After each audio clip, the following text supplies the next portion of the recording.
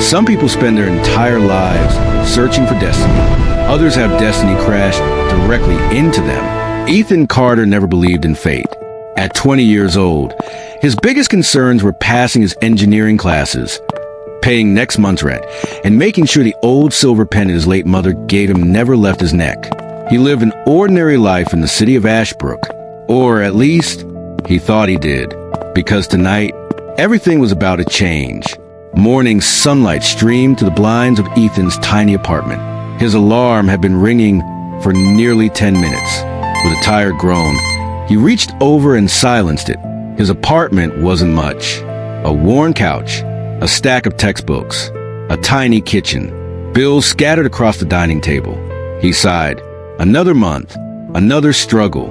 After grabbing his backpack, Ethan locked the apartment and made his usual walk toward Northbridge University. He greeted the elderly woman who owned the neighborhood bakery. He helped a child retrieve a soccer ball that had rolled into the street. Small moments like these defined him, not because he expected anything in return, but because helping people simply felt right. At the university, Ethan attended lectures, struggled to stay awake through a difficult engineering class, and joked with his childhood friend, Mia Brooks. Unlike Ethan, Mia loved history. She believed every ancient legend contained a grain of truth.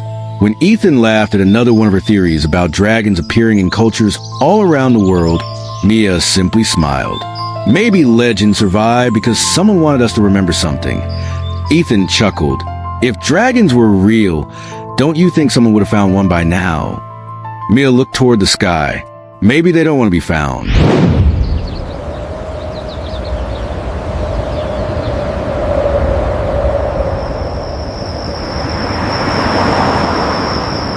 That evening, Ethan stayed late at the university library. Rain clouds gathered above the city. Thunder rolled across the skyline. As he walked home beneath the storm, something caught his attention. The clouds were glowing, not with lightning, with blue light. The air suddenly became unnaturally still. Every sound disappeared.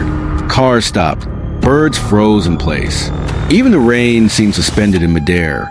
Ethan looked upward. A crack of brilliant blue light tore open the night sky. It wasn't lightning. It was a doorway.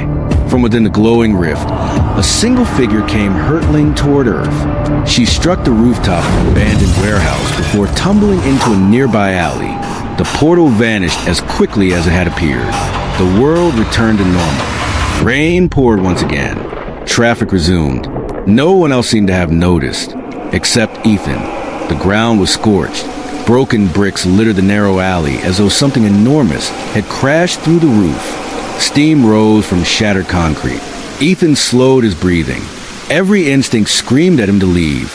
Instead, he stepped forward. Hidden beneath the drifting smoke lay a young woman. Long silver hair spread across the wet pavement like strands of moonlight. Her white and blue armor was cracked in several places, revealing glowing patterns beneath its surface. Tiny droplets of rain hissed into steam whenever they touched the strange symbols etched into the metal. She couldn't have been much older than him, yet something about her presence felt ancient. She wasn't unconscious. She was fighting to stay alive. A faint gasp escaped her lips.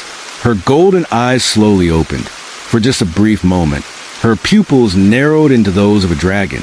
Ethan froze. Surely, he had imagined it. The woman tried to lift herself, but immediately collapsed back onto the broken ground. Dark crimson blood stained the rainwater beneath her. Without thinking, Ethan knelt beside her. "Can you hear me?" No answer, only shallow breathing. He carefully removed his hoodie and folded it beneath her head.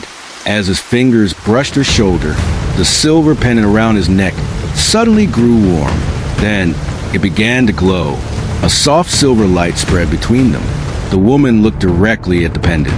Her expression changed from pain to complete disbelief.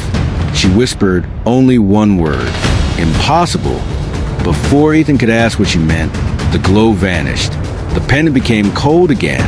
Neither of them understood what had just happened, but somewhere far beyond the clouds, someone else had felt it.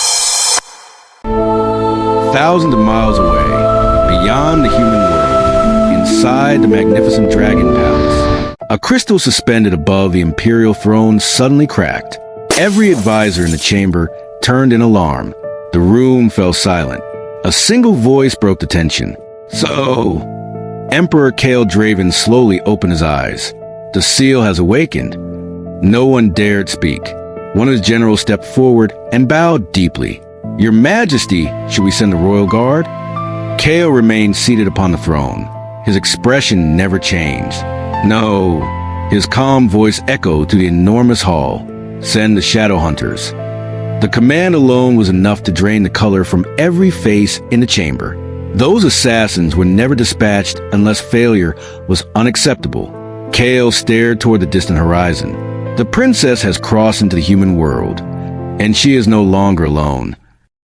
Back in Ashbrook, the rain intensified. Ethan helped a mysterious girl stand. She could barely remain conscious. We need a hospital, he said. She grabbed his wrist. Her strength surprised him. No hospitals. Her voice was weak. They'll find me. Ethan frowned. Who's gonna find you? Before she could answer, every streetlight in the alley suddenly went dark, one after another. Pop, pop, pop, silence. Then, footsteps, slow, measured, confident. 3 dark figures emerged from the shadows at the end of the alley. Each wore black armor unlike anything Ethan had ever seen. Their faces were hidden behind dragon-shaped masks. Blue flames flickered around their hands. The silver-haired woman whispered through gritted teeth, "They're here." One assassin stepped forward. His voice carried no emotion. Princess Lyra, by order of the Dragon Empire, you are to return, dead or alive. Ethan looked from the strangers to the injured girl beside him. His heart pounded. He had no idea who she really was. He had no idea what was happening. But one thing was painfully obvious. If he walked away now, she would die. He swallowed hard, then stepped in front of her. "I don't know who you are." He clenched his trembling fists. "But if you want to hurt her, you'll have to go through me first." The assassins exchanged amused glances. One of them laughed. A human? Another slowly drew his blade. You truly have no idea what you're standing in front of. The lead assassin raises his hand. Blue dragon fire ignites across the blade. Ethan has nowhere to run. Princess Lyra can barely stand. And somewhere beyond the stars, the Dragon Realm has officially declared war on the one human who dare protect its princess.